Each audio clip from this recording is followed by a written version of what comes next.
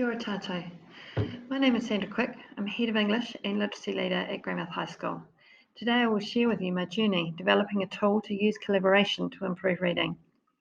I've designed this tool to support teachers in structuring multiple opportunities to respond to texts. In this tool, all students are challenged and exposed to higher level thinking. Our problem at the beginning of 2019 was low achievement and low progress in reading. Looking at the data for Year 9 at the end of 2018, almost 50% of students were more than a year below where they should be. Additionally, nearly half of our cohort made less than 25% of expected progress. Another concern was the low progress of many students who had come in as above from primary school. The key language we use to talk about close reading of text at our school are the terms on the lines, between the lines, and beyond the lines. Our analysis of our PAT results, including a session with Kathy Johnson from NZCER, showed that many of our students are struggling to think critically beyond the text. My tool needed to support all students to read at all three levels. I wanted to explore the possibilities of using both collaboration and competition to develop reading skills. I'd learned to run team game tournaments at Teachers College last century, and I could see the potential for team game tournaments to run more effectively for formative and summative assessment in a digital context. I'd also been using Socrative with my classes and could see the potential to tie them together. This is the team game tournament process. Each group ranks themselves in terms of their skills at reading comprehension. Each group has learning activities to work on collaboratively. Then everyone sits a multi-choice test which targets the same learning. The results are the raw scores that you see. Then the points are the rankings within the same number. All ones are competing against each other, all twos, and so forth. Socrative is a formative assessment tool. The two Socrative aspects which I found most useful in my teaching are the quiz function and the short answer function. Quizzes are made in advance for students to work on and can use short answer, multi-choice, and true-false questions. The short answer function in the second row is really useful for gauging understanding in a lesson in a more spontaneous, context-specific situation. My first trial of mixing social groups up to answer some reading comprehensions and create a dramatic presentation was a steep learning curve. My students went on strike.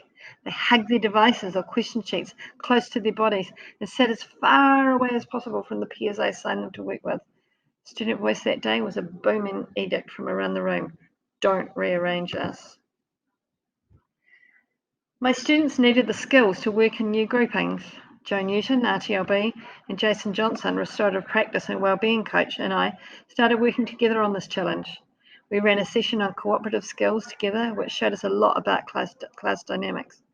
Jason did a sociogram for friendship and one for working together, which showed some students as very isolated. Joe and I began collaborating on lesson planning and delivery. Student voice is often most powerful when it comes from unhappy students. In our whānau meeting, Kate shared what she needed: small screen instructions, big screen instructions, and oral explanations together. Kate liked the guided annotation of film techniques that we had done that day. She also wanted to only deal with one task at a time. The meeting transformed our relationship and made me think more about structured learning. It was during this time that we worked on multiple opportunities to respond to a film. We drew pictures of shot types and annotated them. We played memory games in groups. I made model paragraphs and cut them up for students to reassemble. Joe took notes from our class discussions on the side whiteboard and shared them back out to students. The energy in the room was much improved. More students were participating and contributing. My eureka moment was around the structured use of Socrative for sharing and evaluation. After a range of learning activities, everyone wrote a paragraph on the opening scene of our film. The projector showed everyone's answers. We reviewed the criteria for a great paragraph and then voted. Then we reviewed Kyle's work and identified next steps as a class confidently because he had already the endorsement of students voting for his work. As I experimented in my classroom, I was also learning from my MIT colleagues and leaders. The trip to Sydney was transformative. We were so proud of our open approach to digital learning as we learned of how different it is in Australian schools. I got to talk pedagogy with people who were really interested. I came away from the EdTech Summer and each KPMG day energised to progress my tool. By late term 3, I was confident of what was making the most difference in my classroom and how to share it. I made a 12-step program.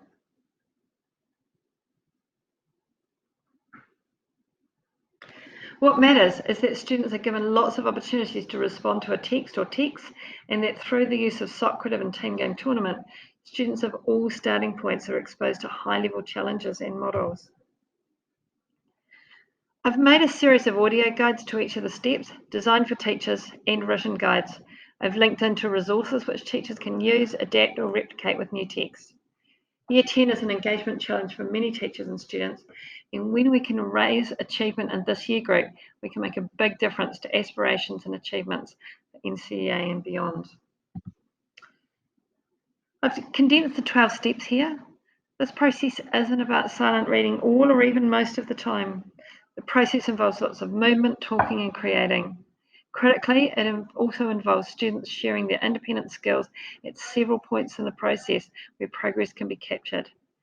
After each activity, there is access to teacher answers, peer responses, and to feed forward that demonstrates how to get to excellence. I want to zoom in here on the ways in which Socrative helps teachers identify next steps for a whole class without spending an evening marking. At a glance here, I can see that the skills and knowledge in questions 3, 12, and 13 need more attention. I can see that students 5 and 9 on the list have struggled with the whole test, and random responses are a distinct possibility. Rebecca and Aaron have also been working on strategies to raise reading skills for all of our learners. They are clear that all students need text that stretch them, and that by using activities with a range of texts, the skills of synthesis and critical thinking can be advanced. My work also focuses on exposing all readers to higher level thinking, digging deeper into 1 or 2 texts at a time through multiple opportunities to respond. Plato wins. You can see here that students identified a range of strategies, but did not identify the process of multiple opportunities to learn. The successful process emerged over the year, and in 2020, I will be more explicit about opportunities to respond and how that develops on, between, and beyond the lines understanding of text.